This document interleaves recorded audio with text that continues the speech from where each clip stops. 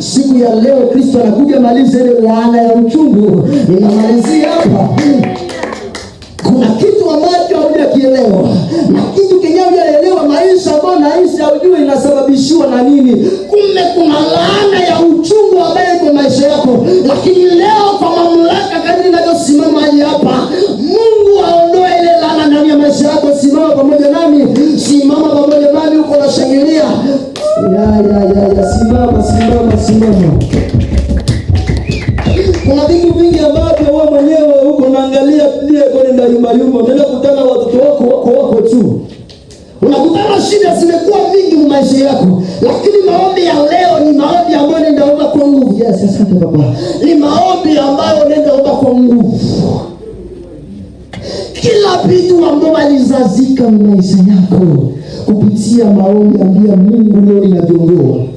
Kila kitu ambacho kiliweka maisha yako ambia Mungu leo nahitaji msaada wako.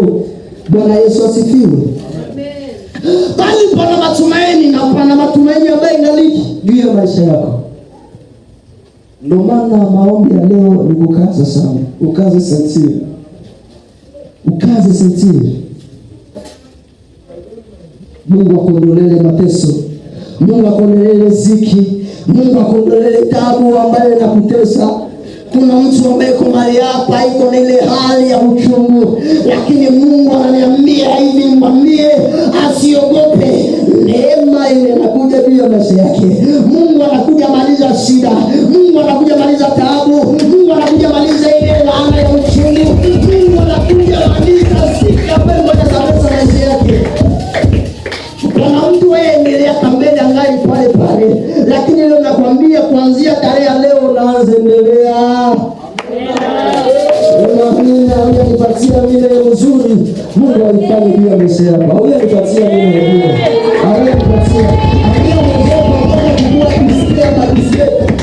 Hapana kukua distre ama distress. Tusai tunataka pambana na vitu vyenyewe vilikuwa nasababisha shida kwa maisha yako. Amina. Njoo yetu tunaenda kupambana nayo ili Mungu atuondolee. Ili Mungu atusogezee pale mwisho hukumu yake inasema mwisho ya uchungu. Sema amen. Mwisho ya uchungu. Mungu anakuja maliza uchungu na ziki ndani ya maisha yako. Tukakumbuka habari za Daudi alipoingia katika ufalme. Watu ambao walikuwa wanamwambia kumkaribisha ni watu ambao wanajaa ziki na uchungu. Bwana Yesu asifiwe. Maisha ya Daudi itakuwa ni maskini, watu wenyewe ni watu na ukosefu wa mahitaji.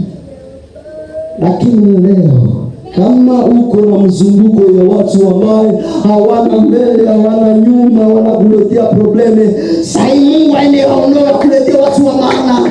Miezi mwaka hii Mungu akusogezea watu wa maana. Hapo watakumbia kuradi. Watakumbia kitu cha maana. Amina. Unageuza